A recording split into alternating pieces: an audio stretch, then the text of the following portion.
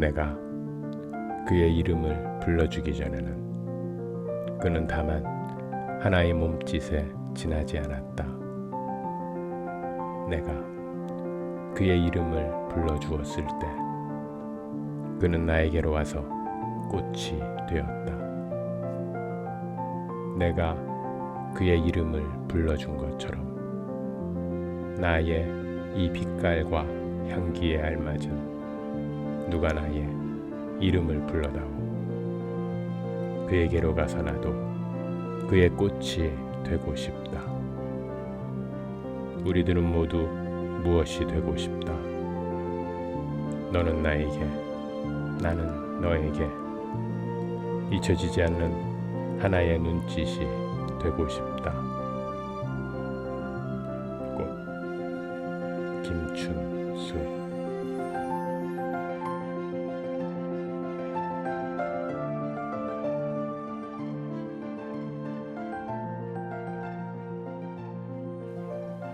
안녕하세요.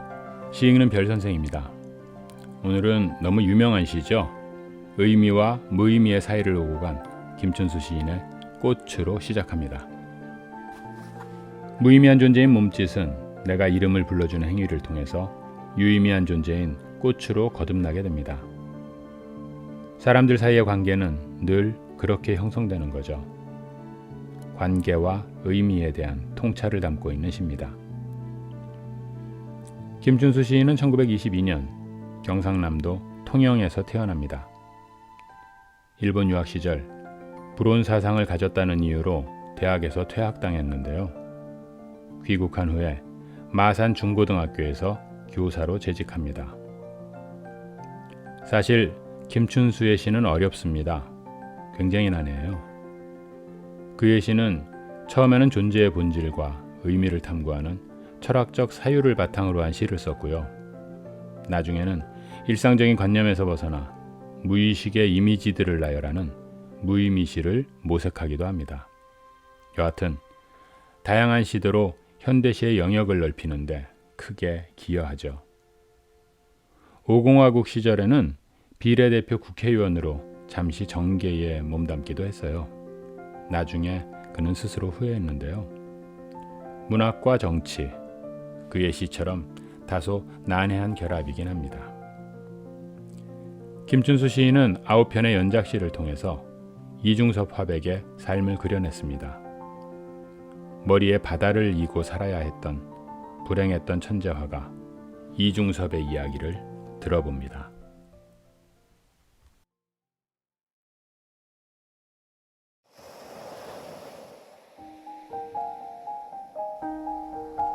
내가 만난 이중섭. 광복동에서 만난 이중섭은 머리에 바다를 이고 있었다. 동경에서 아내가 온다고 바다보다도 진한 빛깔 속으로 사라지고 있었다.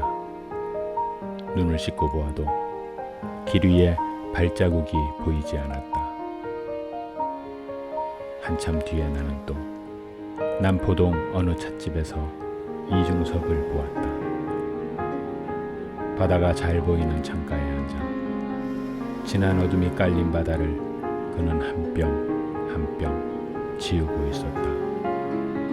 동경에서 아내는 오지 않는다고.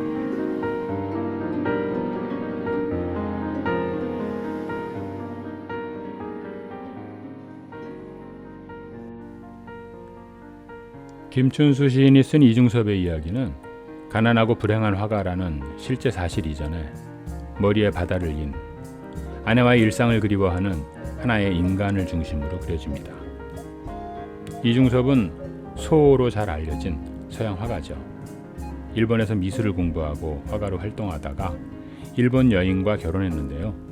원산에서 사범학교 교원 생활을 합니다. 6.25 때 월남합니다.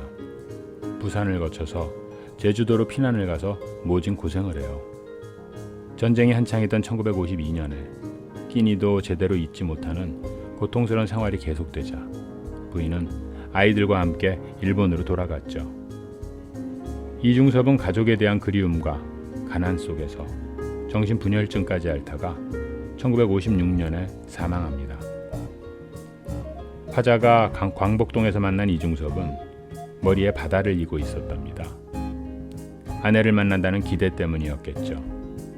하지만 남포동에서 다시 만난 이중섭은 어둠이 깔린 바다를 한 뼘씩 지워내야 했습니다. 아내는 오지 않았습니다. 진한 어둠이 깔린 바다는 이중섭에게 어떤 의미였을까요? 이중섭 연작시 한 편 더 읽어봅니다.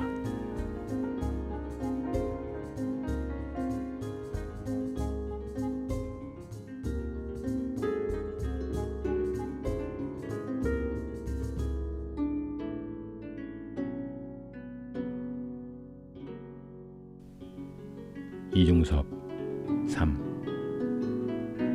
바람아 불어라. 서귀포에는 바다가 없다.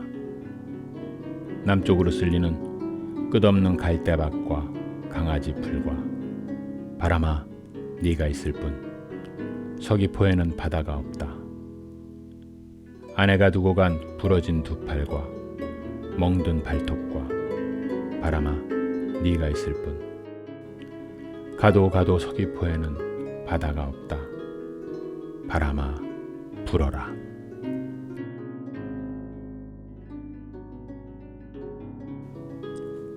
이 시에서는 화자가 이중섭이군요. 서귀포에는 바다가 없답니다. 아내가 있는 일본을 향해 있는 제주도 남쪽 끝 서귀포. 바다는 화자와 아내를 이어주는 매개적 공간이지만 화자의 인식 속에 바다는 존재하지 않습니다. 아내와 만날 수가 없으니까요. 고통스러운 현실만 있을 뿐이죠.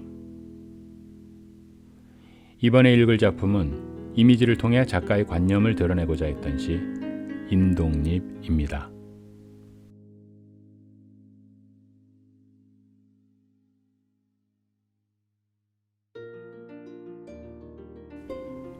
인동립. 눈 속에서 초겨울의 붉은 열매가 익고 있다. 서울 근교에서는 보지 못한 꽁지가 하얀 작은 새가 그것을 쪼아먹고 있다. 월동하는 인동잎 빛깔이 이루지 못한 인간의 꿈보다 더욱 슬프다.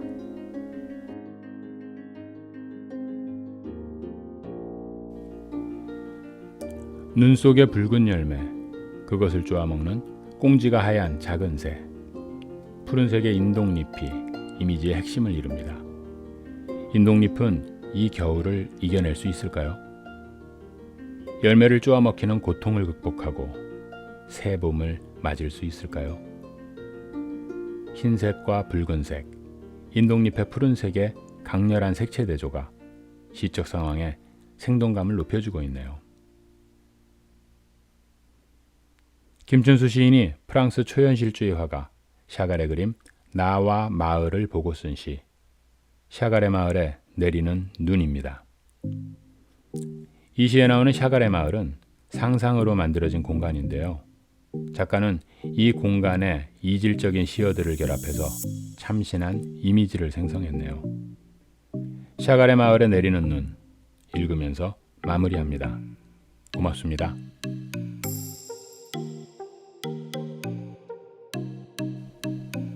샤갈의 마을에 내리는 눈. 샤갈의 마을에는 3월에 눈이 온다. 봄을 바라고 섰는 사나이의 관자놀이에 새로 돋는 정맥이 바르르 떤다. 바르르 떠는 사나이의 관자놀이에 새로 돋은 정맥을 어루만지며 눈은 수천 수만의 날개를 달고 하늘에서 내려와 샤갈의 마을의 지붕과 굴뚝을 덮는다. 3월에 눈이 오면 샤갈의 마을의 쥐똥만한 겨울 열매들은 다시 올리브 빛으로 물이 들고 밤의 안악들은 그 해의 제일 아름다운 불을 아궁이에 지핀다.